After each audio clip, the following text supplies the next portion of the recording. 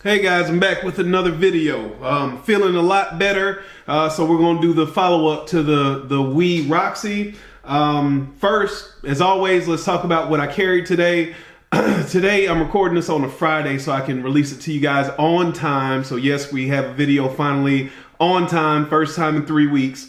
I carried this today. This is my Strider PT, old school. As you can see, it's been carried plenty. Good amount of use on it. Just a great little knife. If you want to hear more about this, let me know in the comments. Anyway, back to the Wii Roxie.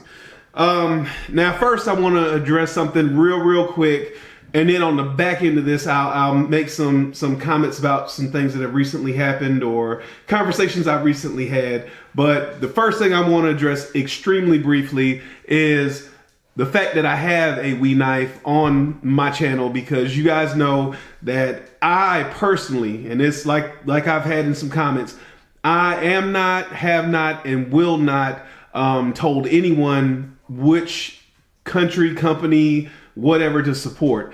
I personally have not bought any Wii knives. So I had an opportunity to join a group of guys that do some pass around, some reviewers. They were kind enough to add me to the group, so I got added to the group. I got a chance to pick up a Wii knife. I'm not against seeing what the Wii knife is about. And again, another comment I want to make, I've never said that a Chinese knife is not up to par. It's not first standard, is not good quality, is none of that. I've never said that. Not saying it now. I'm saying the exact opposite.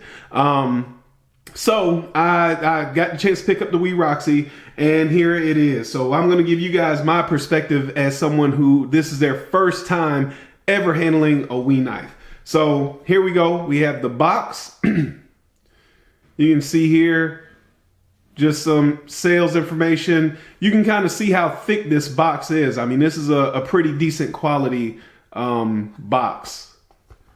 On the back here, here's the information. So this is an 820A Roxie, gray titanium handle, stonewash finish, Bowler M390 blade. So good, sturdy box. Inside of that box comes this zipper pouch, WiiKnife.com, made better with the Wii symbol. All of that it feels screen printed onto the case itself. So, you know, plenty durable enough. It zips open in one direction. The inside has these pockets, and I know it's hard to see because it's black on black, but they're like reversed pockets. So on one side, you'll have the knife when you get it, and it feels like there might be some stiff material, almost like a cardboard, and there feels like there's some faux lamb's wool, fake lamb's wool. Same deal on this side. There is, excuse me, there is a Wii microfiber cloth, fairly decent sized, and I wouldn't say this is microfiber. This feels more, maybe it is microfiber and it's just been roughed up, but it almost feels like a chamois almost. But you know, it's there for if you want to use that. And then this is the card with the instructions on it. So you can kind of see that there. If you want to see it, you can pause it. Talks about the warranty. I do want to read that. Wii Knife warrants that the knife will be free from defects in material and workmanship. If there is a problem, please consult our website for the extended and import warranty information. Also, you can consult our representative for the US, for EMA countries, blah, blah, blah, blah, blah. Consult our website under the warranty button for more information. So that's that. I won't even touch that too much right here. I'll get into some of that later on in the video. But so that's the packaging. Let's get on to the knife. I know the comment I'm going to get is 4 minutes and 30 seconds. You're just now talking about the knife. Sorry, that's the way it is. Here is the knife itself. The finishing is very nice. It feels like a stonewashed titanium. You can see, hopefully it's coming across on the film, on the video, that the hardware has a bronze finish. Bronze finish back spacer. Looks like there's some stone washing there. Everything lines up pretty well. Milled titanium clip. You can see the centering on the blade here. So the centering is pretty good. You can see here the length of this shoulder and the length of this shoulder are fairly even. However, if you look up here, and this is getting very nitpicky, the leg going up here and the leg on this side are two different lengths. So what I mean by that is, if I were to, and I'm going to try to do this around the viewfinder, if I put my thumb on one side here where I feel like that grind starts and I kind of wrap it around, it doesn't exactly line up. You can see we're a little bit lower on the grind there. You can see we're right kind of at the start of the grind here. And I know that might be hard for you to see or understand. But what I'm basically saying is, when the length of these legs here, for lack of a better term, are different, and I think you can see it really well there. This angle here is very short in length. Here it's longer in length. That means that this grind is off. So it is off. I know some people will, that'll be a thing for them. You can see here, this is a Wharncliffe blade. It does appear to be stone washed. It has a matte finish, which I think comes across very well. There is a fuller on the blade, which also doubles as like a thumb opening method. And you can see this logo right here. This blade was partially designed by another YouTuber, reviewer, guy in the community named Zelric. If you don't know who Zelric is, I'll include a link to his channel down below.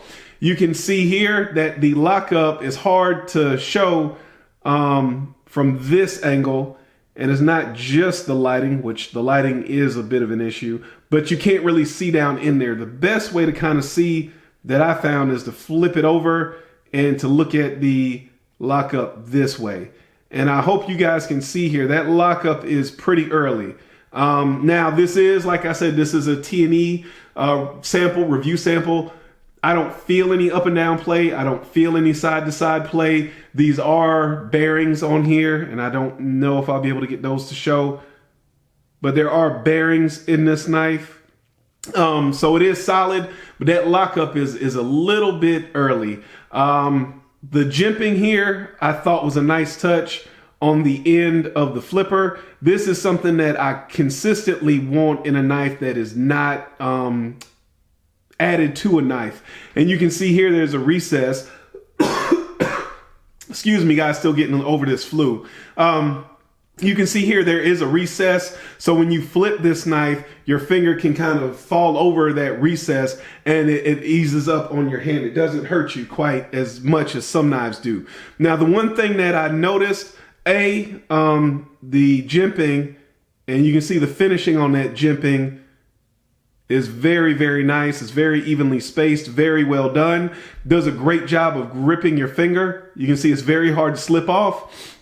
However, and I have larger hands, but with my larger hands, if I grip this like I would any knife and I go to flip it, just a regular grip, my hand is in the path of that blade. And it did bump my hand. It didn't cut me. Again, I have very large hands, but I kind of have to adjust a little bit to make it open up without hitting the palm of my hand. It has not cut me. Do I know if it'll cut me? I don't know. This is a review sample. I need to get it back in the mail tomorrow, but that is something to note for people with larger hands.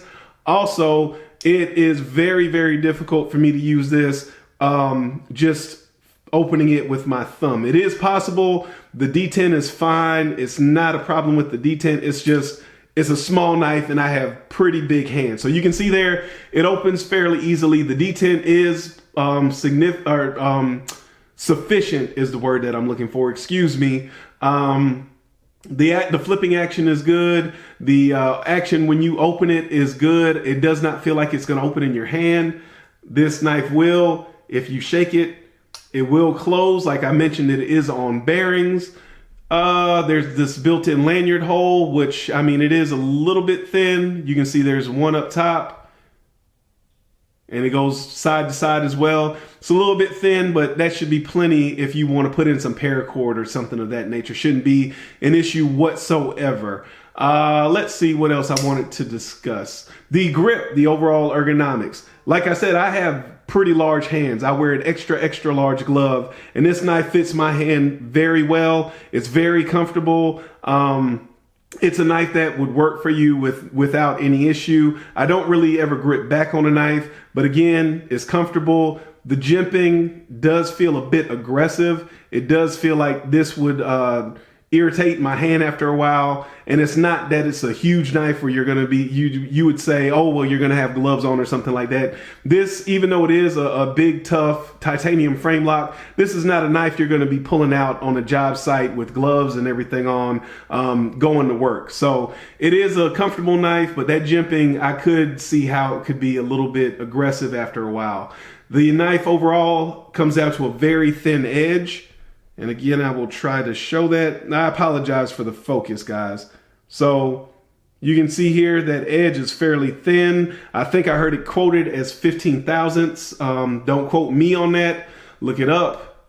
The spine of the knife, it does have some fairly thick blade stock. But like I said, the geometry overall, this high flat grind should compensate for that just nicely. And it does well. Now, the one thing, and my understanding is they did not want a sharpening choil to bind up on material. But you can see here, since there is no sharpening choil, even though there is a pretty significant plunge grind, the plunge grind doesn't seem to recess far enough in, or they haven't sharpened this enough back towards the heel of the blade to sharpen it all the way to the end. So there's a very large flat spot right here at the base of the blade. So not a deal breaker, but something to note. This is roughly a $200 knife. So again, maybe that's a deal breaker for you. Maybe it's not. Overall, I think it's a very well constructed knife. I think that the knife is fairly comfortable. It is a little bit small. You do have to kind of manipulate it a little bit differently if you have some large hands.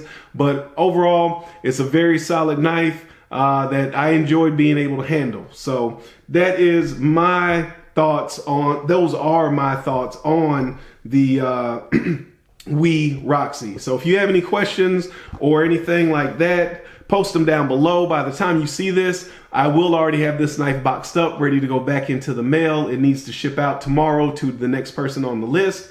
I appreciate you guys watching. I am going to make some comments after this, but if you were just here for the knife, I appreciate you guys watching. Remember, a lazy man carries a dull knife.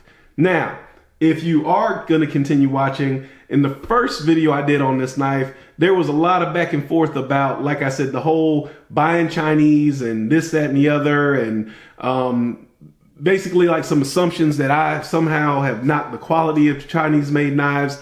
That's not, I've never said anything against the quality of a Chinese knife. And I am working on a video to what I was speaking on and what I will continue to speak on as far as my personal beliefs when it comes to buying Chinese made knives. And that is simply economical and ethical. And by economic and ethical, on a very basic, simple economic level, buying cheap imports over more expensive exports in your own country just does not work, economically speaking. And I can go into a little bit more detail on that, but I think that everybody can get the concept of, if I buy your cheap apples and I have my own expensive apples sitting over here that I need to generate revenue on, that's not going to help me at all. And in this case, we're talking one country's economy versus another country's economy.